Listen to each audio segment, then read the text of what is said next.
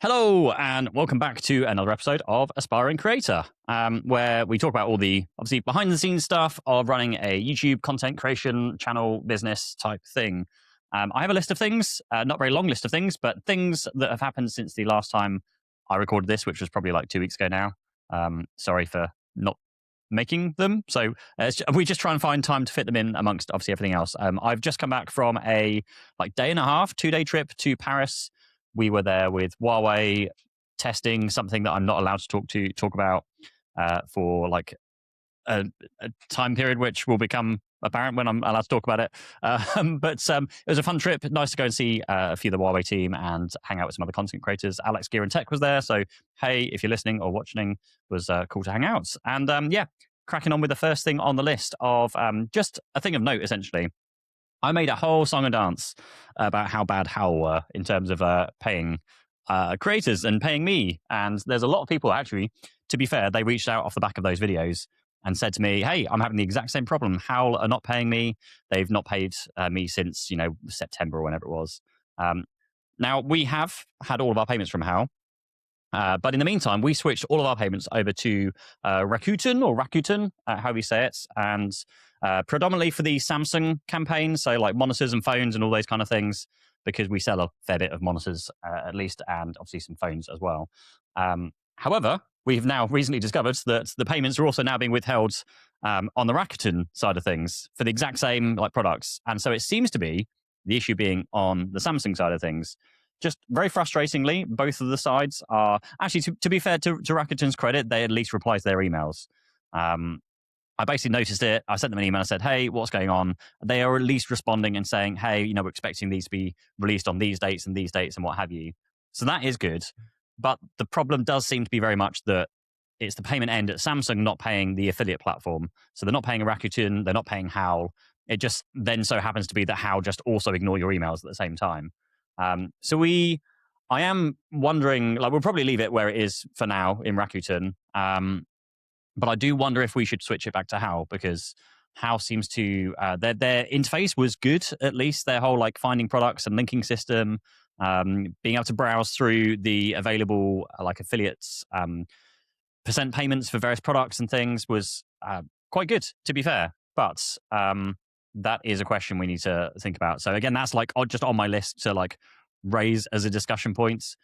We haven't made it, or certainly haven't made a decision yet on what we're doing, but just if people are looking to leave Howl and move to Rakuten for the exact same issues of not being paid, particularly with Samsung, then just keep that in mind, that it seems to be a Samsung problem and not a platform problem. Then an update on our website. So a while back, we said we'd stopped all development of our website. And actually the contract has just come to an end with our current website, SEO people that are working on it, and essentially paying the SEO people to SEO the website, publish articles that will then rank and appear in search results and all this kind of stuff. And it was doing okay. And recently we had a particular post that I guess went viral, if you call it that, where it hit page 1 of Google search results. And essentially what happened is it seemed to be that it hit Google page 1, and then good old Google summaries came into play, and it just summarized the web page. And so very, very similarly to how YouTube works when you do paid promotion on YouTube videos, we got a load of views, but the retention on that particular article was through the floor. It was, on videos, you have video retention. On blog posts, you have time spent on site or time spent on page. And that was down to a second, 5 seconds. Whereas previously, it was a minute and a half, 3 minutes. So obviously, it drove those figures through the floor. And essentially what's happened is, Google had just summarized it. So we started Googling ourselves, trying to figure out what was going on. And I noticed that it just shows you on Google's results, based on these few articles that we've come across, these are the top recommended gaming headsets, whatever it was at the time. And so we looked at that, went, well, that's pretty crap. That you don't want to spend all this time and effort, putting money into your website only for Google just to basically steal the content and summarize it.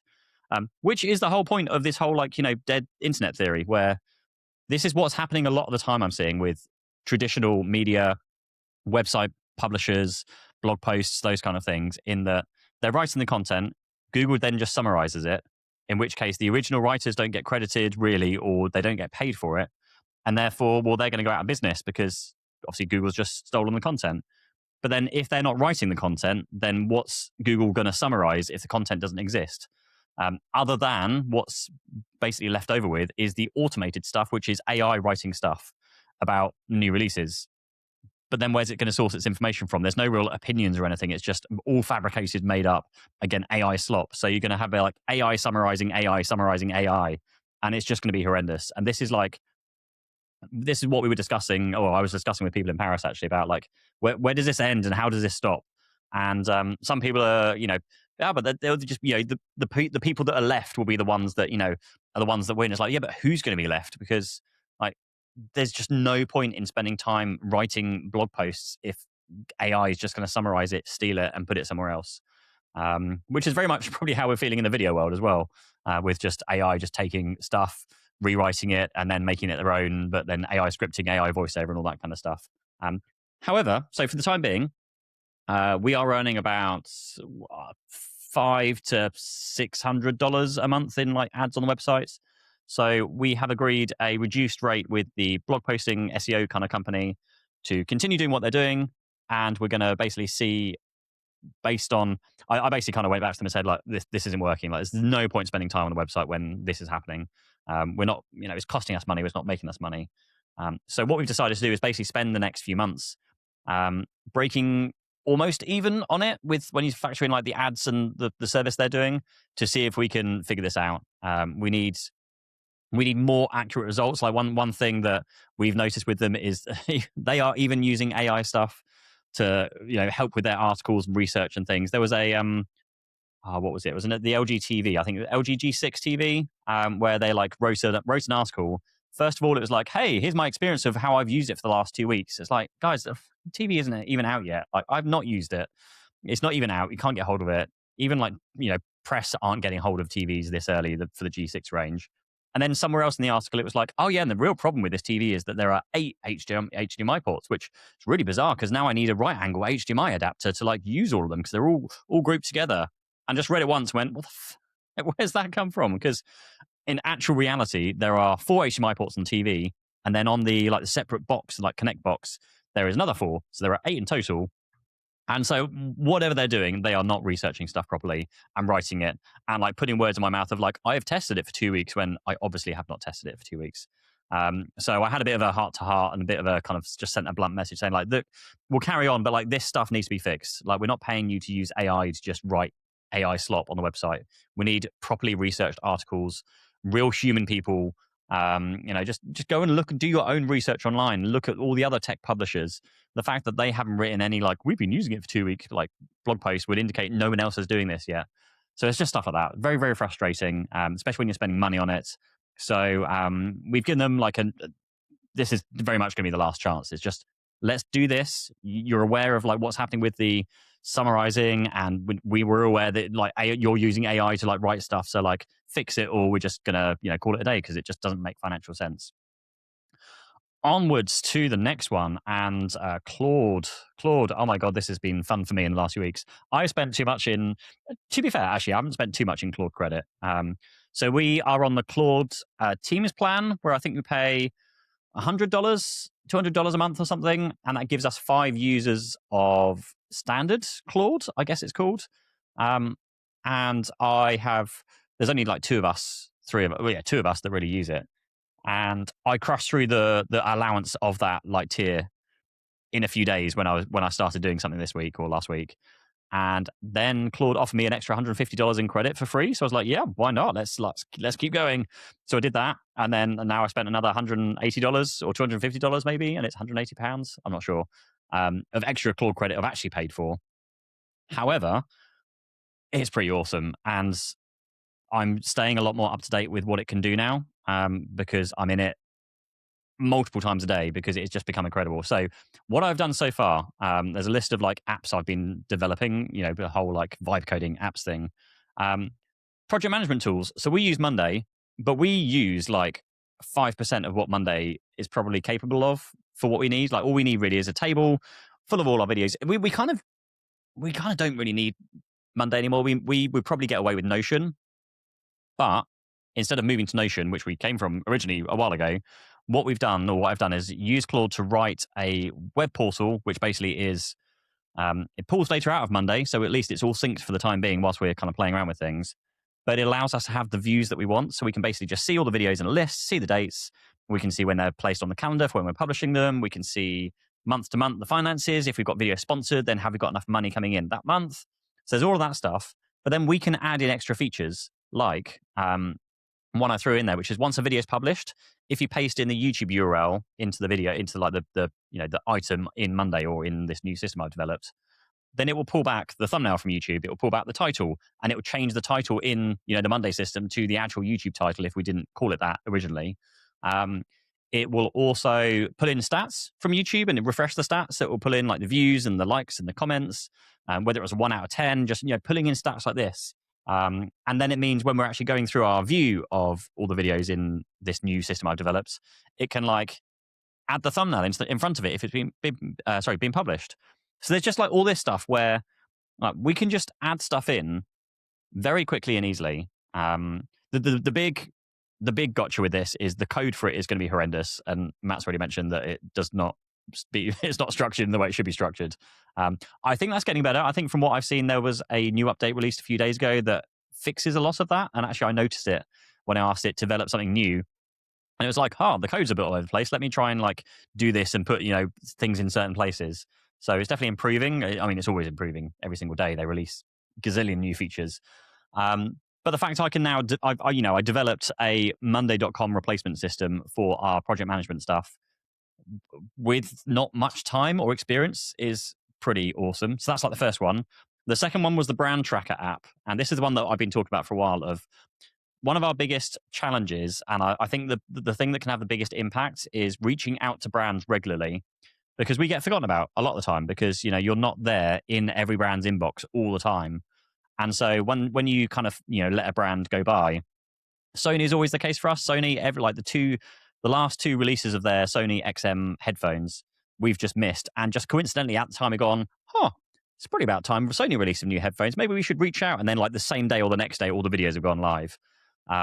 So just having a system that can just help us stay on top of brands, whether it is just a list saying, oh, hey, now's a good time to reach out to this brand, or just a system that can draft the emails for us and say, hey, checking in before, Q3, have you got any budget, any new product releases? But also then developing that further of looking online, looking for news. Are there any rumored product launches? Are there any rumored press trips coming up? This kind of stuff where we can do some online research and do the work for us, which is just incredible. So that's on the go at the moment. The affiliate dashboard as well is one that I'm super keen on trying to figure out. So we use affiliate.com, which is a very, very cool system which talks to all the affiliate platforms and pulls all the data in, so we get all the clicks and conversions and how much money we've earned from all the platforms combined, rather than us having to log into Amazon and Impact and Commission Junction and all the other platforms. So it saves us a load of admin time of having to do all those kind of findings. But again, that is a third-party system where I've wanted certain integrations added, sent them a message, and they've gone, it's not really a priority for us at the moment, sorry. But it's a priority for me. So I've now gotten most of the way through writing this system. There's still a load to do with all of these systems, to be fair. But because you can build them specifically for yourself, you can write, I'm prioritizing that system, so I can add that in. And again, it's all like vibe coded. You don't need to do a lot of work of finding, how to code these things. Although we did talk about maybe for these integrations where we're using like APIs and pulling, sensitive financial data and those kind of things. Maybe we do just pay somebody to write those integrations, because then at least we know they're written properly and securely, and the data's being stored securely and all that kind of stuff. Affiliate dashboard. That is going to be that. So that first of all brings all the data in, and then what I'm looking to do next with that platform is to bring in the link tracking system, kind of like Genius links. And again, it's another one of those things where like Genius hasn't changed since I signed up to it like 10 years ago.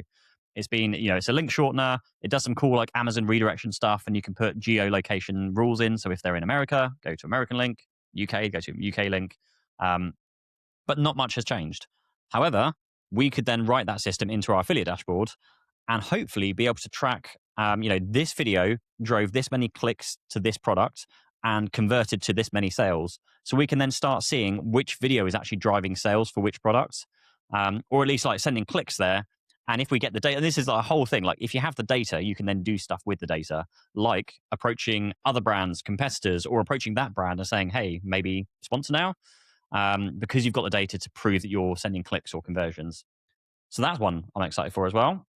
There's another one which I haven't even tested yet, but I just thought I'd throw it in there, which is the contract checker.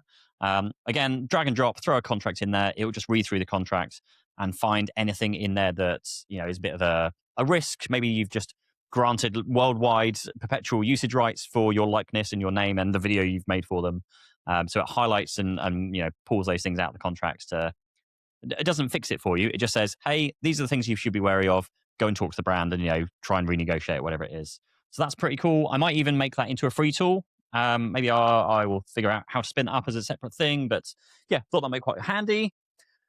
And then the last one, which I've always joked for a very long time that we should. I think the domain was even free, like like webuyviews.com or something, to have a website where people can go and they can throw a channel in and search for it, and it will then scan the channel and analyze and predict, like basically tell you outright, does this channel buy their views? Like, are they legitimate views or are they organic views? And I've been joking about it for a long time. However, the big problem with that, and the reason why we have not done that so far, is because I think you could probably get yourself into trouble by doing that. Because if I code a website that other people on the internet start using, and then you're basically defamation because you're saying someone buys their views when they might not buy views. Maybe the system just miscalculated it, and it's all comes down to how they how do you know if they bought views and what are you rating them on? And for me, it started off with looking at engagement, likes, comments, but then like the further I looked into it, lots of the videos that had obviously bought views had a lot of likes on there, so maybe they've bought the likes somehow. But then some of the videos also had a lot of comments, but then started looking at the comments and they're all from the same person, and it's just they're commenting multiple times, or they're different people but commenting the same or similar things or generic things. And so it's getting harder and harder to tell people who are buying views. However, you can, I can, have a manual look over and go, okay, no, I do think those people are buying views. And there are certain people that we know are buying views. However, what that has turned into is I've designed that whole thing and created it and started using it. But now I can actually talk to it because it's now pulled in data from lots of channels, and I can go like, hey, look for some good video ideas that are performing well across all the channels. So it's stuff like that that actually could be quite useful. So I'm going to continue developing that and see if I can figure out this like buying views algorithm kind of thing. But then I can, use the tool internally. I don't think it's something I can make public because I just feel like I'm going to get sued at some point. So not going to be doing that. But there's just so much more. I started doing it this morning with Claude. My fixed asset register in my Zero account system looks horrendous. It's got loads of things in there that are like miscellaneous cables and accessories and consumables, which aren't fixed assets. Like fixed assets should be cameras, lenses, computers, laptops, screens, like big stuff that's expensive, not like I bought a USB-C cable. And there's a few hundred lines in there, and I am starting to look at this morning, can I just use AI can you go through it, find me the stuff that should be a consumable and dispose of them, and find me the stuff that's like should be registered as a fixed asset, and then help you find serial numbers or whatever it is. And started off with doing it, and then it went, sorry, I don't actually have access to your fixed assets. So I then got Claude to write, it checked the API and said, oh, actually, fixed assets is available in Zero's API. So I said, cool, can you go and write me the integration that will allow you to do that? And it went off and wrote the integration, and it started pulling down fixed assets. So like I got Claude to write its own code that meant it could do the thing I wanted it to do, which is just nuts. So rather than, and this is the thing, rather than paying my accountant probably like 25 or 50 pounds to do this thing, I just wrote it into AI, and I've now done it up as a skill in Claude. So I can basically have an accountant skill in Claude. So if I want to ask any questions, or, how am I looking this month financially, or how's the year going so far financially, it can go and do stuff for me. The problem I've got at the moment is things like corporation tax isn't being written down properly, and depreciation isn't happening properly because that gets done at like the annual financial year end. So I might look and seeing if there's a way of me doing management accounts with AI. Although if my accountant is listening, that's going to sound horrendous to you. So we're definitely not going to do that. But I might have a play with it and just see if it gets us close. Mainly because it'll probably, fudge up the data and then cause more problems for the accountant, which I do not want to do. So I'm very hesitant in doing anything that's going to actually do anything to our data. But the option is there. Next on the list is just some thoughts we're having in terms of like content. And so we have, this is what I was chatting with Alex about this earlier this week in Paris, actually. So Alex was saying he is very, what's the wording? He basically says yes to too much and then finds himself he's too busy constantly, which is something we've all been before. And, everyone's done like not press shows, like tech events, like CES and those kind of things. And you just want to maximize the profits as much as you can do.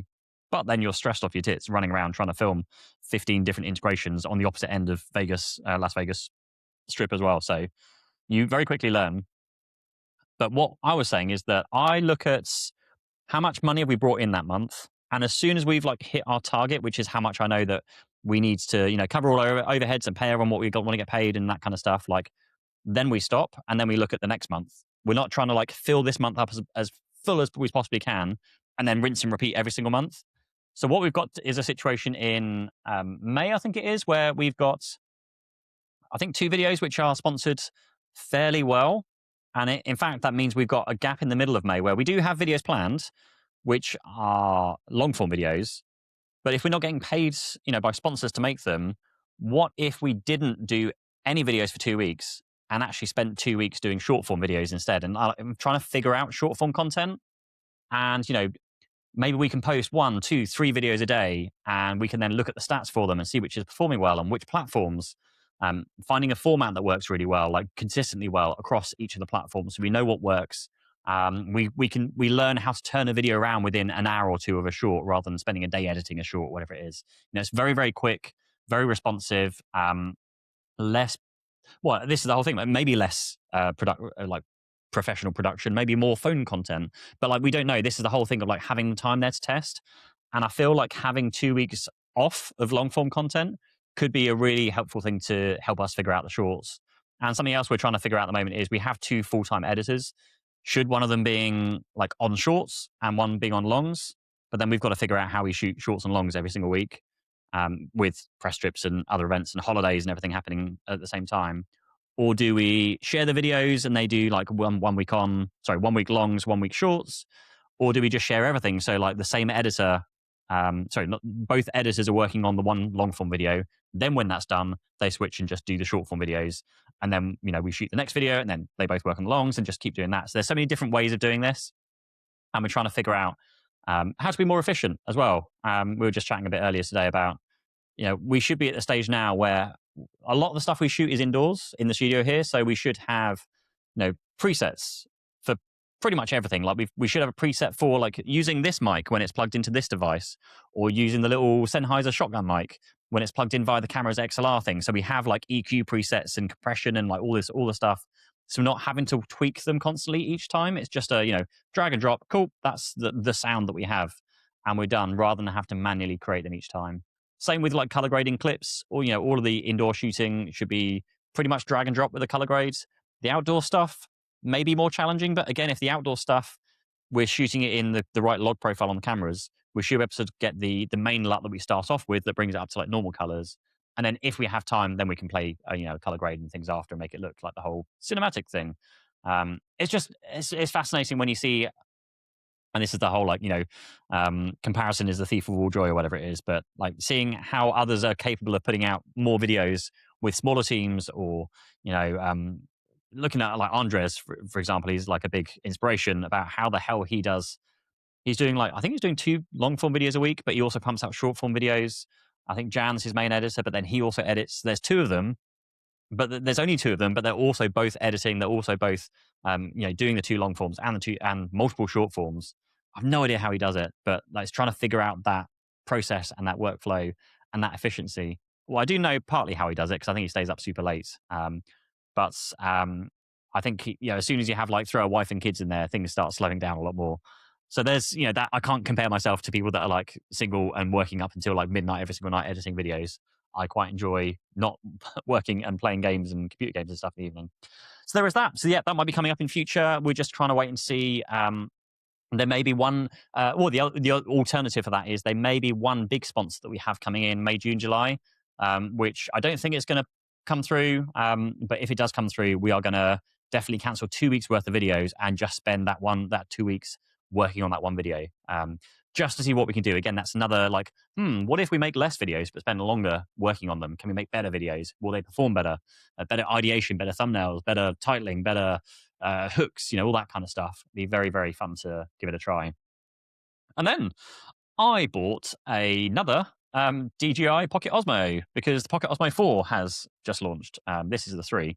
And actually, the trip that I was on, one of the guys there had the Pocket 4 with him. Funnily enough, I was like, oh, cool. Do you know the Pocket 4 is coming out? And he literally was like, this is the Pocket 4 because it's basically the same. It looks almost identical. Good news is that if people are interested, because I have my Pocket 3 with me, he had his Pocket 4. If you have like third-party ND filters, so I have these like K&F Concepts ND filters, like adjustable variable NDs, they will fit on the new Pocket Osmo 4, so I don't have to rebuy them all again. So there is that, and I've ordered one. It should turn up hopefully next week before I've got a trip coming up. So I'm going to look to take that one with me to play around that, see how it works. Basically, it did much better with indoor shooting indoors with harsh background lights. So if you, like I do a lot of time, and I have this carried around with me, if I'm traveling and I'm in a hotel and, you want some lighting, so you go stand by a window, if you ever turn your back to the window and it's your face and then the window behind you, you go really dark, the background goes really, really bright, and there's no definition or no clouds or anything, and it just goes a bit horrible.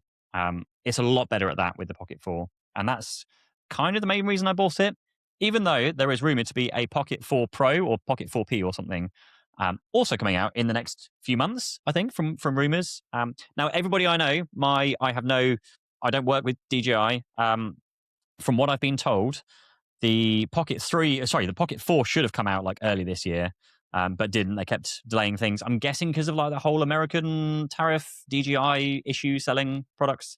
So you cannot buy the Pocket 4 in the US. I've noticed a lot of people saying that that's a problem. However, I do also know that I think DJI spun up another company that is not called DJI that then does sell products in America. So I'd be interested to see if the Pocket 4 makes an appearance there somehow. But they also did not know anything about this Pro model. They got no information. So the people that did have like information about the Pocket 4 have no knowledge about this Pocket 4 Pro or Professional or something. The only thing that has been found, I think, was like, I don't know if it's official, but someone's posted it on like the American DJI, the Chinese DJI social media channel or something, announcing that this might be coming out. Because I think what's happened is the Pocket 4 got announced, people were disappointed, and then brands like Insta360, I think, posted teasers of their upcoming competitor, essentially, that had 2 bigger cameras on the top here. And this is what I was actually expecting with the Pocket 4, was to have, a dual camera lens, very much like the drones that they've got that has like the double camera. So you've got normal camera, and then you've got like a good quality telephoto lens, which I am very much disappointed that it has not got. But my plan is probably just to sell this one, buy the new one, and then I just obviously pay the difference to upgrade essentially. But yeah, if you are interested in Pocket 4 is just such an incredible camera. I've noticed a lot more when traveling. It's just so much easier to be able to like walking around, with or without a handle, and just have that. And you can just like hold that out and just like film whilst you're having a chat with somebody, or put it on a table, hit record, and you're like very inconspicuously filming. It's only if someone like really looks closely and sees the red little border around the screen that they know they're filming, that you're filming and things. It's so much easier to pull this out of your bag, chuck it on the table quickly and hit record, and then put it back than, pull out a DSLR camera, get off the lens, filters, tripod, put it on the table, flip out the screen so you can see yourself, frame the shots, hit the record button, sit there and pretend, that whole thing just takes so much longer than just like this, which is just like unfold, flip out to the screen, on the table, hit record, and you're recording. It's so much faster. So yeah, I will leave it there this week. I will try and do a podcast next week. I will be in Singapore for the first time for a thing I'm not allowed to talk about yet. And I hate when people do that. But I will ask them if I'm allowed to talk about it whilst I'm there. I think I might be allowed to tag them who they are, but obviously not talk about what I'm there for. So I will see you next time. Thank you so much for watching, listening. Please do ask any questions you have. Oh, on that note, let me just double check, because I swear I had some comments on the last video, and I said like, oh, hey, if you got any questions, then like ask. And I feel like they left questions, and then I didn't answer any of them. So let's look at my community and my not unresponded. So now you mentioned it, I do have one question. Okay, cool. Let me read the question first. In this video, you mentioned shorts being more profitable as of late. Are you referring to AdSense revenue? My short form content has been good for growth, but generates almost no revenue. So yes, this is very, very true. So yeah, shorts bring in like literally like zero AdSense revenue, pretty much. Long forms obviously bring in more AdSense revenue, but shorts zero to very little AdSense revenue. Now, what I was saying is from sponsorships, we seem to be getting a lot more interest in short form content from sponsors. So they will pay for short form content rather than the AdSense side of things. So that is why. Cool. A few people learning a lot from this. This is great. Okay, a question from Kasawanga. This was awesome. As someone who is just growing my YouTube channel, what split of effort would you recommend? Okay, sorry, I answered that question in a previous episode, so I'm going to stop reading these questions now. But yes, thank you so much for watching. Any questions, leave them on the comments down below this video or DM me or whatever you want, and I will do my best. Thank you so much for listening, watching, and I will see you in the next one. Cheers.